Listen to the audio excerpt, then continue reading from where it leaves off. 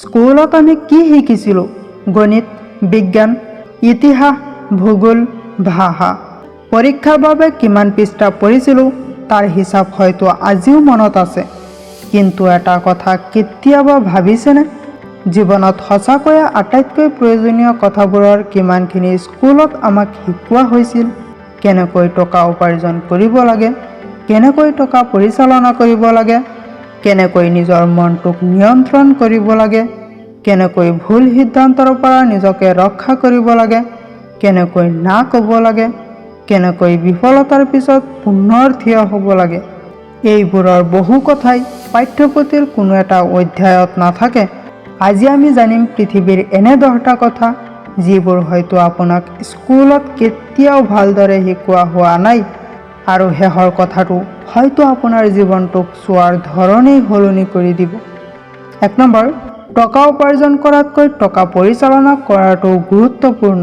স্কুলত আমি যোগ বিয়োগ শিকিছিলোঁ, শতাংশ শিকিছিলোঁ, প্ৰফিট আৰু লছ শিকিছিলোঁ, কিন্তু বাস্তৱ জীৱনত টকাৰ বিষয়ে আমি কিমান শিকিছিলোঁ? ধৰি লওক আপুনি মাহে 30,000 টকা উপাৰ্জন কৰে, আন এজন মানুহে মাহে 1 লাখ টকা উপাৰ্জন কৰে।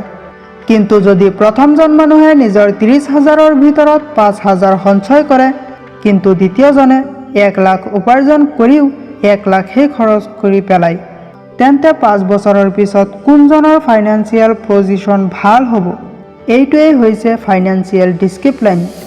বেছি টকা উপাৰ্জন কৰাটো গুৰুত্বপূৰ্ণ, কিন্তু তাৰ লগতে কিমান খৰচ কৰিব, কিমান সঞ্চয় কৰিব, কিমান বিনিয়োগ কৰিব, কোনটো ঋণ ল'ব, কোনটো ঋণ নল'ব, এইবোৰ জনাটো সমান গুৰুত্বপূৰ্ণ।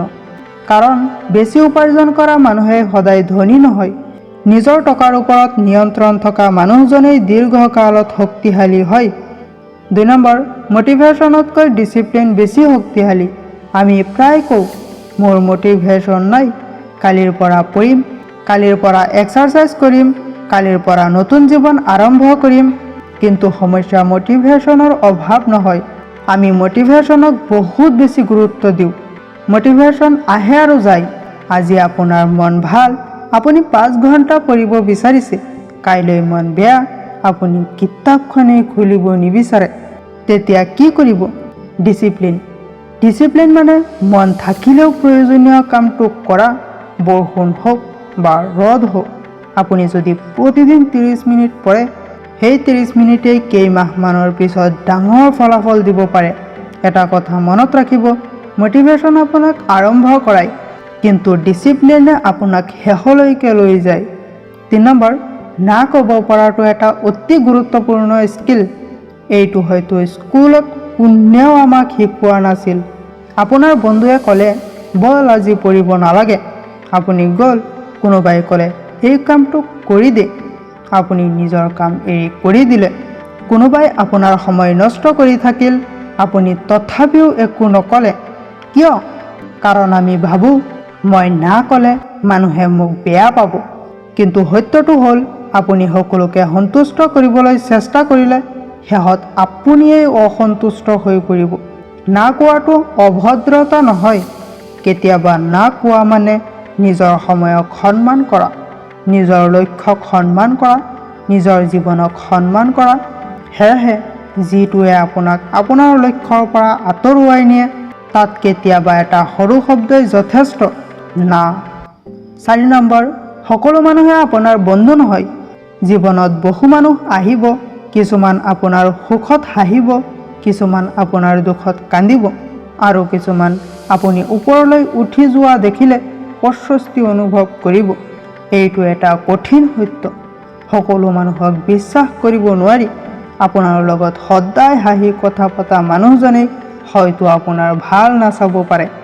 আকৌ যিজন মানুহে আপোনাক কেতিয়াবা কঠিন সত্যটো কয়, সেইজনেই হয়তো আপোনাৰ সঁচা বন্ধু।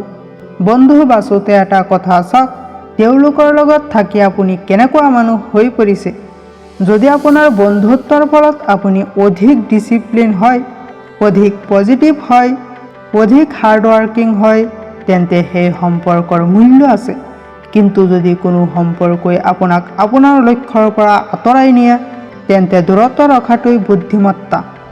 5 নম্বৰ, বিফলতা মানে আপুনি ফেইলিয়ৰ নহয়। এইটো হয়তো আটাইতকৈ গুৰুত্বপূৰ্ণ শিক্ষা, কিন্তু বহুতে জীৱনৰ বহু বছৰ পিছতহে এইটো বুজি পায়। আপুনি পৰীক্ষাত ফেইল কৰিলে তাৰ অৰ্থ আপুনি ফেইল হোৱা মানুহ নহয়। আপুনি বিজনেছত লছ কৰিলে তাৰ অৰ্থ আপোনাৰ জীৱন শেষ নহয়। আপুনি কোনো এটা লক্ষ্যত সফল নহ'লেই আপুনি অযোগ্য হৈ নাযায়। বিফলতা হৈছে এটা ৰিজাল্ট, আপোনাৰ আইডেণ্টিটি নহয়। ভাবি চাওক, এজন শিশুৱে খোজ কাঢ়িবলৈ শিকোঁতে কিমান বাৰ পৰে? এবাৰ দুবাৰ নহয়, বহুবাৰ। কিন্তু শিশুটোৱে কেতিয়াও নকয়, মই পৰিলোঁ গতিকে মই খোজ নাকাঢ়োঁ, খোজ কাঢ়িব নোৱাৰোঁ।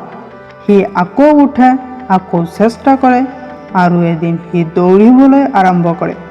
জীৱনটো ঠিক তেনেকুৱাই। পৰা সমস্যা নহয়, সমস্যা হৈছে পৰি উঠিবলৈ অস্বীকাৰ কৰা। 6 নম্বৰ, আপোনাৰ মনটোৱে আপোনাক সদায় সঁচা কথা নকয়। এইটো অলপ গভীৰ কথা। আমাৰ মগজুৱে বহু সময়ত আমাৰ বিৰুদ্ধে কাম কৰা যেন লাগে।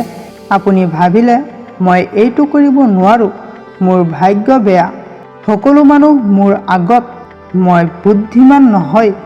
কিন্তু এইবোৰ সদায় সত্য নেকি? নহয়। কেতিয়াবা এইবোৰ কেৱল আপোনাৰ ফেয়াৰ। আপোনাৰ মগজুৱে পৰিচিত আৰু আৰামদায়ক বস্তু পচন্দ কৰে। সেয়েহে নতুন কাম আৰম্ভ কৰিবলৈ গ'লে ভিতৰৰ পৰা এটা কণ্ঠ আহে, নকৰিবা, বিফল হ'বা, মানুহে হাঁহিব। কিন্তু সেই ভয়ৰ অৰ্থ এইটো নহয় যে আপুনি কামটো কৰিব নোৱাৰে। কেতিয়াবা ভয়ৰ অৰ্থ হ'ল আপুনি আপোনাৰ কমফৰ্ট জোনৰ বাহিৰলৈ ওলাই আহিছে। সেয়েহে নিজৰ চিন্তাক সদায় সত্য বুলি বিশ্বাস নকৰিবা। কেতিয়াবা নিজৰ মনকো প্ৰশ্ন কৰিব লাগিব, মই সঁচাকৈয়ে নোৱাৰোঁ নেকি, নে মই কেৱল ভয় খাইছোঁ? 7 নম্বৰ, সময় টকাৰ দৰে নহয়, সময় টকাতকৈও মূল্যৱান। টকা হেৰালে আকৌ উপাৰ্জন কৰিব পাৰি, ঘৰ হেৰালে আকৌ বনাব পাৰি, বস্তু হেৰালে আকৌ কিনিব পাৰি। কিন্তু 1 ছেকেণ্ড সময় পাৰ হৈ গ'লে সেই ছেকেণ্ডটো পৃথিৱীৰ কোনো শক্তিয়ে ঘূৰাই আনিব নোৱাৰি। আমি প্ৰতিদিনে 24 ঘণ্টা পাওঁ, ধনী হওক বা দুখীয়া, সফল হওক বা অসফল, সকলোৰে দিনটো 24 ঘণ্টাই। পাৰ্থক্যটো ক'ত? কোনে সেই সময় কেনেকৈ ব্যৱহাৰ কৰিছে? আপুনি যদি প্ৰতিদিনে 2 ঘণ্টা কেৱল ছ'চিয়েল মিডিয়াত কটায়, এদিনত হয়তো একো ডাঙৰ যেন নালাগিব। কিন্তু এবছৰত 2 ঘণ্টা ইনটু 365 দিন, মানে 730 ঘণ্টা। এই সময়খিনিতে আপুনি এটা নতুন স্কিল শিকিব পাৰিলেহেঁতেন, এখন কিতাপ পঢ়িব পাৰিলেহেঁতেন, এটা নতুন লেংগুৱেজ শিকিব পাৰিলেহেঁতেন, নিজক কেয়াৰৰ বাবে কাম কৰিব পাৰিলেহেঁতেন। সেয়েহে সময় ক'ত গৈ আছে সেইটো চোৱাটো এডুকেশ্যনৰ এটা অংশ। 8 নম্বৰ, ছ'চিয়েল মিডিয়াত দেখা জীৱন সম্পূৰ্ণ সত্য নহয়। Instagram, Facebook, YouTube, short video'. আপুনি যেতিয়া আনৰ জীৱন দেখে, কোনোবাই বিদেশ ভ্ৰমণ কৰিছে, কোনোবাই নতুন গাড়ী কিনিছে, কোনোবাই বিজনেছ আৰম্ভ কৰি সফল হৈছে, কোনোবাই প্ৰতিদিনে সুখী, আৰু আপুনি নিজৰ জীৱনটো চাই ভাবে, মই কিয় পিছ পৰি আছোঁ? কিন্তু আপুনি এটা কথা পাহৰি গৈছে, আপুনি তেওঁলোকৰ হাইলাইট ৰীল দেখিছে, তেওঁলোকৰ সম্পূৰ্ণ জীৱনটো নহয়। কোনোবাই 24 ঘণ্টাৰ ভিতৰত 30 ছেকেণ্ড আপোনাক দেখুৱাইছে। সেই 30 ছেকেণ্ডৰ ওপৰত ভিত্তি কৰি নিজৰ সম্পূৰ্ণ জীৱনৰ লগত তুলনা কৰাটো যুক্তিসংগত নেকি? নহয়। সেয়েহে ছ'চিয়েল মিডিয়া ব্যৱহাৰ কৰক, কিন্তু ছ'চিয়েল মিডিয়াক আপোনাক ব্যৱহাৰ কৰিবলৈ নিদিব। আনৰ জীৱনৰ লগত নিজৰ জীৱন তুলনা কৰাৰ সলনি কালিৰ নিজৰ লগত আজিৰ নিজকে তুলনা কৰক। 9 নম্বৰ, মানুহে আপোনাক যিমান ভাবিছে বুলি আপুনি ভাবে, আচলতে সিমান নাভাবে। এই কথাটো শুনিবলৈ সাধাৰণ যেন লাগে, কিন্তু ই বহুত শক্তিশালী। আপুনি নতুন কাপোৰ পিন্ধিলে ভাবিছে, মানুহে কি ক'ব? আপুনি বিজনেছ আৰম্ভ কৰিব বিচাৰিছে, যদি মানুহে হাঁহে। আপুনি ইউটিউব চেনেল আৰম্ভ কৰিব বিচাৰিছে, যদি ভিডিঅ'ত ভিউ নাহে। আপুনি পাব্লিক স্পিকিং কৰিব বিচাৰিছে, যদি মই ভুল কৰোঁ। কিন্তু বাস্তৱ কথাটো হ'ল, বেছিভাগ মানুহ নিজৰ জীৱনক লৈ ব্যস্ত। আপুনি আজি মঞ্চত ভুল কৰিলে হয়তো আপুনি ভাবিব সেই ভুলটো সকলোৱে মনত ৰাখিব, কিন্তু কেইদিনমানৰ পিছত বেছিভাগ মানুহে পাহৰি যাব। সেয়েহে মানুহে কি ক'ব বুলি ভয় কৰি নিজৰ সপোন বন্ধ নকৰিব, কাৰণ মানুহৰ মতামত আপোনাৰ জীৱনৰ দায়িত্ব ল'ব নোৱাৰে। আপোনাৰ জীৱনটো আপোনাৰ, সিদ্ধান্তটোও আপোনাৰ, আৰু ফলাফলটোও আপোনাৰ। 10 নম্বৰ, আপোনাৰ জীৱনৰ দায়িত্ব শেষত আপোনাৰ নিজৰ। আৰু এতিয়া আহিল শেষৰ কথাটো, হয়তো এই 10টা কথাৰ ভিতৰত আটাইতকৈ কঠিন শিক্ষা। জীৱনত বহু কথাৰ বাবে আমি আনক দোষ দিওঁ।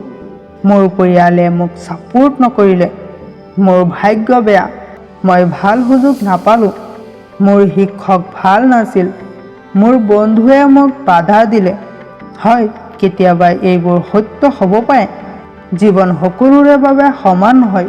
কোনোবাই ভাল পৰিয়ালত জন্ম লয়, কোনোবাই কঠিন পৰিস্থিতিত ডাঙৰ হয়, কোনোবাই সুযোগ সহজে পায়, কোনোবাই সুযোগৰ বাবে বছৰ বছৰ অপেক্ষা কৰে। কিন্তু এটা সময়ৰ পিছত এটা প্ৰশ্ন আহে, এতিয়া আপুনি কি কৰিব? আপোনাৰ অতীত আপুনি সলনি কৰিব নোৱাৰে। আপুনি ক'ত জন্ম লৈছিল সেয়া সলনি কৰিব নোৱাৰে। আপোনাৰ লগত কি ঘটিছিল সেয়াও সলনি কৰিব নোৱাৰে। কিন্তু এতিয়াৰ পৰা আপুনি কি কৰিব সেই সিদ্ধান্তটো আপোনাৰ হাতত আছে। এইটো বুজি পোৱা মুহূৰ্তটোৱেই হৈছে পৰিৱৰ্তনৰ আৰম্ভণি। গতিকে স্কুলে আমাক বহু কথা শিকাইছিল, কিন্তু জীৱনে আমাক আন বহু কথা শিকায়। স্কুলে আমাক উত্তৰ লিখিবলৈ শিকাইছিল, জীৱনে আমাক সঠিক প্ৰশ্ন সুধিবলৈ শিকায়। স্কুলে আমাক পৰীক্ষাৰ বাবে প্ৰশ্ন কৰিছিল, জীৱনে আমাক বাস্তৱ সমস্যাৰ বাবে প্ৰশ্ন কৰে। আৰু হয়তো জীৱনৰ আটাইতকৈ ডাঙৰ শিক্ষা কোনো কিতাপৰ পৃষ্ঠাত লিখা নাথাকে।